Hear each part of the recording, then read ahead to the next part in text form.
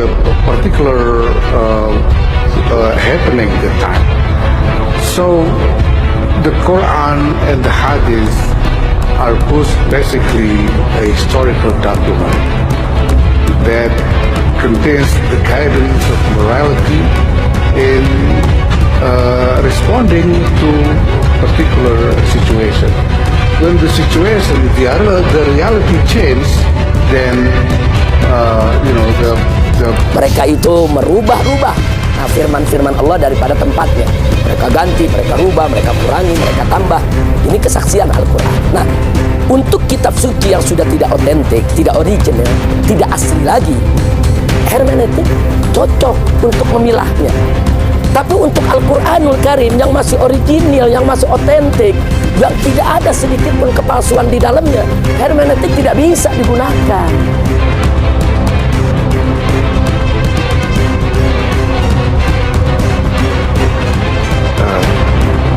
People of religion, including Islam and Judaism, need to find a new way of first functioning the religion into the real life, and second, find a new moral interpretation on religion that will guide people from different religions to have more harmonious relationship with one another. So do you think, I assume you are indicating that it's possible to interpret certain texts in the Quran which are not always complementary to Jews, or certain hadiths which sometimes can be very problematic, that it's possible to interpret these in a way that is not going to remain obstacles to the relationship between Muslims and Jews? It's not just possible, but it is a must. See, because every verse of Quran was revealed in connection with a certain particular context of reality at the time. And also, the Prophet Muhammad, peace be upon him, when he said something, he said it in relation with the current, with a particular happening at the time. So the Quran and the Hadith are both basically a historical document that contains the guidance of morality in responding to particular situation. When the situation, the reality change, then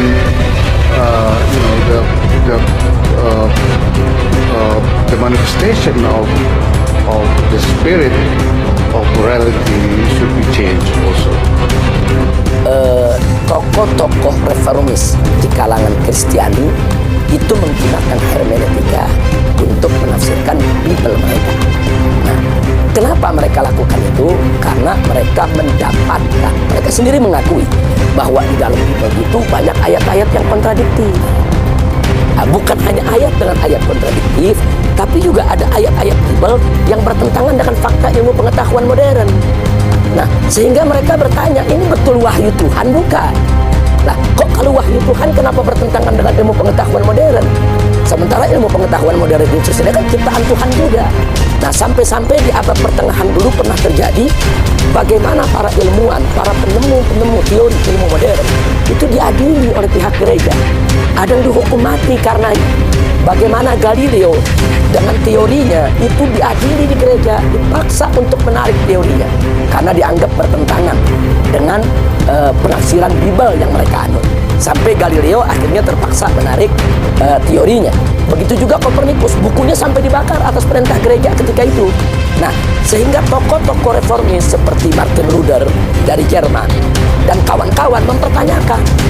Mereka nggak percaya, tidak mungkin Tuhan itu menyampaikan wahyu atau firman yang bertentangan dengan ilmu pengetahuan modern.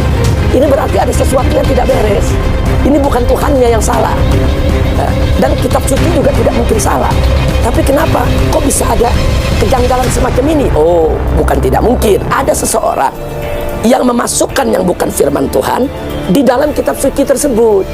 Jadi ini sebetulnya kalangan Kristiani mengakui itu. Nah, akhirnya diciptakanlah metode hermeneutik dalam rangka untuk apa? Memilah, untuk memfilter mana yang firman Tuhan, mana yang bukan firman Tuhan, mana yang merupakan tambahan dari mereka-mereka yang sengaja ingin memasukkan sesuatu yang bukan kitab suci ke dalam Bible. Nah, itu yang dilakukan oleh umat Kristiani, dan itu juga yang dilakukan oleh umat Yahudi. Jadi mereka hermeneutik itu mereka gunakan untuk memilah mana yang bukan firman Tuhan, mana yang firman Tuhan. Ya, sah-sah saja kalau itu digunakan untuk Taurat dan Bible, karena Al-Quran pun menyatakan bahwa Taurat dan Bible sudah diselewengkan. Di mana Al-Quran mengatakan, Allah Subhanahu wa Ta'ala berfirman, yuharrifunal kalima an mawadihi. Mereka itu merubah-rubah firman-firman Allah daripada tempatnya. Mereka ganti, mereka rubah, mereka kurangi, mereka tambah. Ini kesaksian Al-Quran. Nah, untuk kitab suci yang sudah tidak otentik, tidak original, tidak asli lagi, hermeneutik cocok untuk memilahnya. Tapi untuk Al-Quranul Karim yang masih original, yang masih otentik, yang tidak ada sedikit pun kepalsuan di dalamnya, hermeneutik tidak bisa digunakan.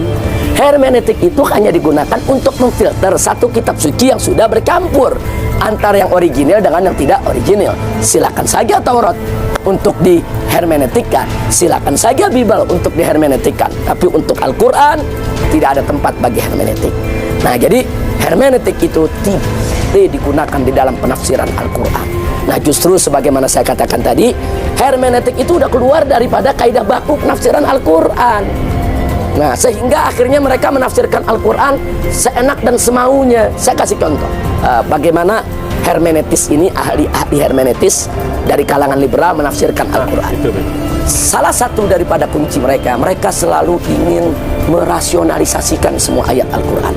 Sampai ayat-ayat yang berkenaan dengan alam gaib mereka rasionalisasikan. Contoh, di dalam Al-Quran ada cerita tentang surga, ada cerita tentang neraka.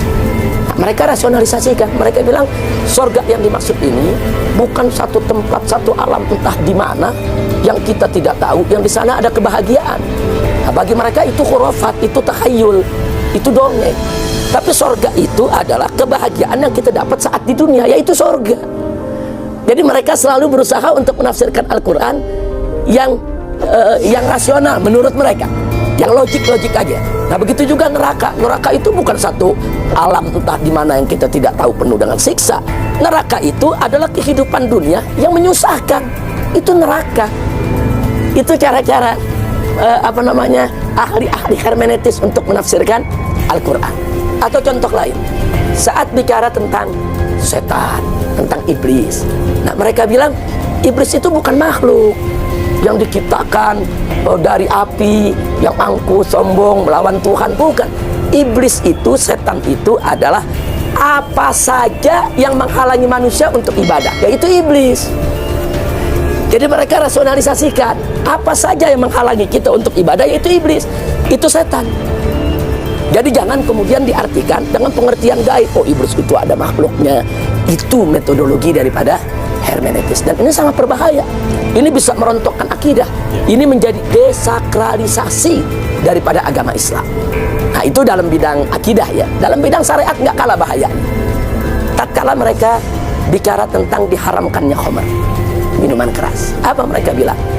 Kita jangan mengatakan khamr itu haram sampai hari kiamat. Kita mesti lihat kenapa khamr ketika itu diharamkan. Menurut mereka, karena negara Arab itu tandus, panas. Jadi di wilayah yang tropis, yang panas, yang tandus, kalau meminum khamr yang juga panas bisa membahayakan kesehatan. Makanya diharamkan oleh Islam. Tapi untuk wilayah yang dingin, yang sejuk, macam di Megamendung ini, ini kan sejuk luar biasa dinginnya. Jadi menurut mereka tidak pantas khamr itu diharamkan. Karena justru khamr itu menurut mereka bisa menghangatkan badan. Nah, bahkan memberi kita kekuatan untuk menghadapi situasi yang ekstrim dinginnya. Nah, jadi lihat bagaimana cara mereka menafsirkan Al-Quran. Semua dengan logika. Semua dirasionalisasikan. Nah, mereka lupa atau mereka pura-pura lupa. Saya pikir mereka pura-pura bodoh dalam hal ini. Ternyata di Arab itu tidak betul padang pasir tandus yang selalu panas. Kan ada musim dinginnya. Ketika dingin luar biasa. Dinginnya sangat ekstrim sampai nusuk ke tulang. Nah, Tidak ada satu hadis pun dari Nabi yang mengatakan kalau di musim dingin mari kita minum khamar. Nggak ada.